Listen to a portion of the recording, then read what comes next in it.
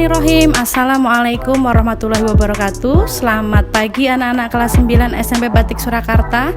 Apa kabar kalian hari ini? Semoga selalu dalam keadaan sehat walafiat ya.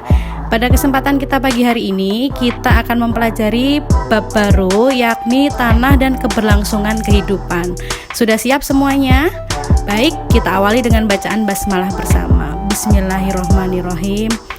Pada kesempatan kita kali ini, nanti kita akan mempelajari peran utama dan organisme tanah dalam kehidupan, kemudian proses pembentukan tanah, kemudian komponen penyusun tanah, dan upaya menjaga kelestarian tanah. Nah, apa sih tanah itu? Tanah itu merupakan komponen yang penting bagi keberlangsungan kehidupan di bumi. Tumbuhan itu memperoleh air dan nutrisi dari tanah, kemudian diolah sehingga bermanfaat bagi organisme lain, termasuk manusia. Nah, apa sebenarnya peran tanah bagi kehidupan? Yang pertama, tanah itu merupakan tempat hidup hewan dan bakteri. Nah, hewan di sini pasti kalian sudah tahu ya, apa saja hewan yang ada di tanah. Ada 3, yakni makrofauna, mikrofauna, dan mikroorganisme. Makrofauna seperti dari katanya, makro artinya dia lebih besar daripada mikrofauna. Jadi makrofauna itu hewan-hewan yang hidup di tanah tanpa bantuan alat, yakni contohnya seperti siput, kalajengking, semut, kemudian ada juga serangga, ada lipan, dan lain-lain. Sedangkan mikrofauna adalah hewan-hewan kecil, contohnya cacing gilik. Sedangkan mikroorganisme itu adalah contohnya bakteri, protista. Jadi ini perlu bantuan alat, misalnya mikroskop untuk melihatnya. Nah, setelah itu yang kedua, peran tanah bagi kehidupan manusia adalah menunjang kesehatan dan penyedia kebutuhan manusia. Anak-anak pasti tahu ya, apa tanah itu menyediakan kebutuhan manusia. Contohnya tempat tinggal manusia, sebagai tempat tinggal manusia. Kemudian juga tanah itu merupakan bahan bangunan, kemudian juga merupakan bahan baku kerajinan. Selain itu juga tanah itu merupakan tempat tumbuhan untuk tumbuh dan menunjang kehidupan karena dia memiliki kandungan minyak bumi dan batu bara. Nah, itu peran tanah bagi kehidupan yang kedua. Selanjutnya kita lanjutkan ke peran tanah yang ketiga, yakni penyedia dan penyaring air. Nah, sumber air itu berada di dalam tanah, walaupun ada juga air yang ada di permukaan tanah. Nah, untuk mendapatkan sumber air di dalam tanah ini, kita perlu biasanya kita membuat sumur dengan cara menggali tanah atau mengebor tanah, sehingga kita akan mendapatkan air dari sumur itu untuk kehidupan manusia. Jadi itulah 3 peran tanah bagi kehidupan manusia. Kita lanjutkan ke peran organisme tanah. Nah, anak-anak, organisme tanah ini biasanya berada di lapisan atas tanah, berada di atas tanah, yakni kurang lebih 10 cm di bawah permukaan tanah. Nah, organisme tanah ini dapat mempengaruhi tingkat kesuburan tanah, kemudian tingkat kegemburan tanah dan tekstur tanahnya. Apa sih peran organisme tanah itu? Yang pertama adalah dekomposer atau pengurai. Apa sih dekomposer atau pengurai itu? Dekomposer atau pengurai itu adalah organisme yang menguraikan bahan-bahan organik yang sebelumnya sudah diuraikan oleh organisme detritivor. Nah, yang sebelumnya sudah diuraikan oleh organisme detritivor yang berasal dari organisme mati ya, menjadi bahan-bahan anorganik. Apa saja itu organisme dekomposer? Ada jamur dan ada bakteri. Sedangkan organisme detritivor itu contohnya ada siput, ada burung, ada cacing. Jadi organisme detritivor itu memakan bahan-bahan organik. Kemudian yang kedua adalah reaksi kimia di dalam tanah. Sebagai contoh, bakteri Rhizobium yang bersimbiosis dengan akar kacang-kacangan. Jadi bakteri tersebut mengikat nitrogen agar tumbuhan menyusun protein yang bermanfaat bagi tubuhnya. Itu dia pereaksi kimia di dalam tanah. Kemudian yang ketiga adalah pengurai polutan di dalam tanah. Yang keempat adalah mencegah penyakit di dalam tanah.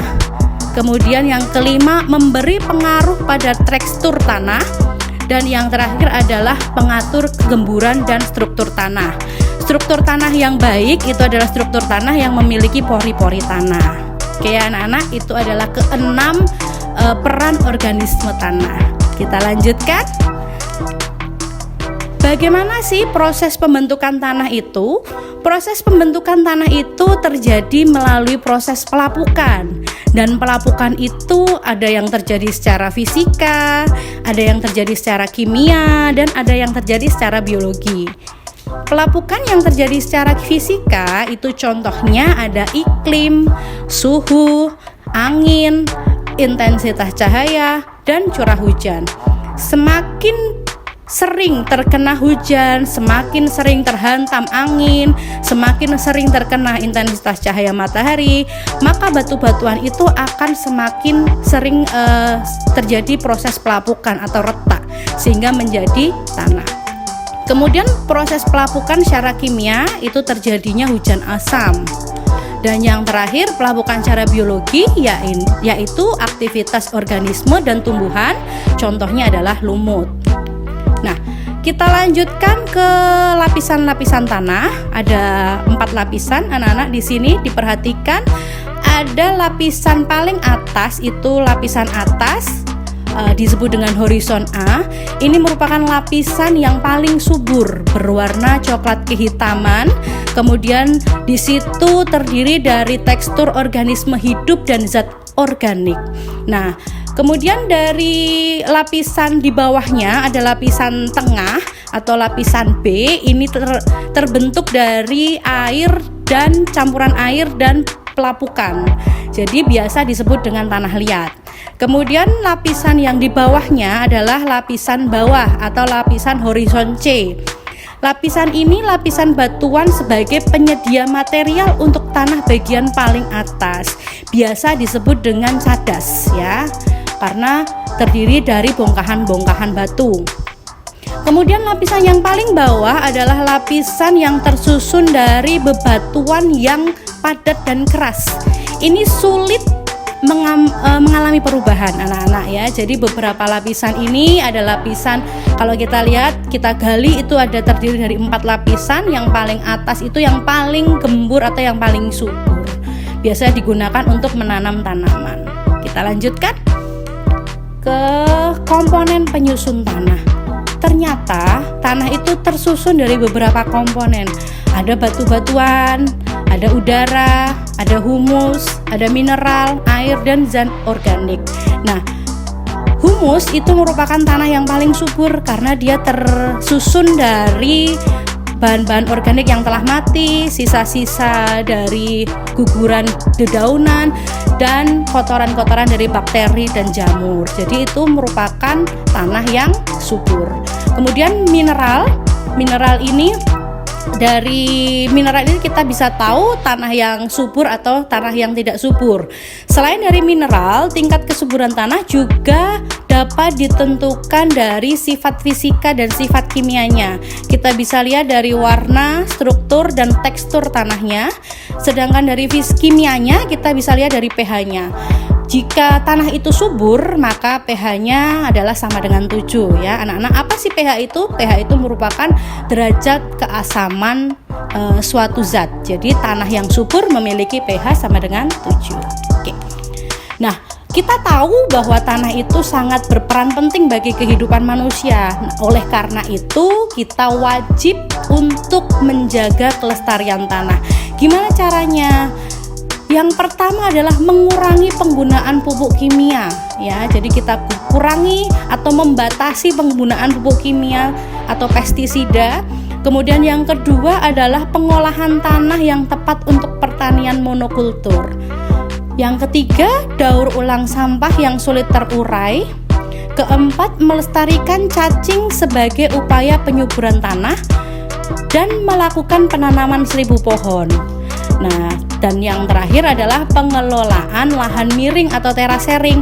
Ini untuk mengurangi erosi, jadi untuk mengurangi pengikisan tanah. Itu adalah upaya yang dapat kita lakukan untuk menjaga kelestarian tanah, anak-anak. Jadi tadi kita sudah belajar ada 4 poin. Kalian harus pelajari baik-baik, mohon disimak baik-baik. Itu semuanya semoga dapat bermanfaat untuk kita semua. Demikian anak-anak yang bisa kita sampaikan. Apabila ada kesalahan kami mohon maaf yang sebesar-besarnya. Sekian dan terima kasih. Wassalamualaikum warahmatullahi wabarakatuh.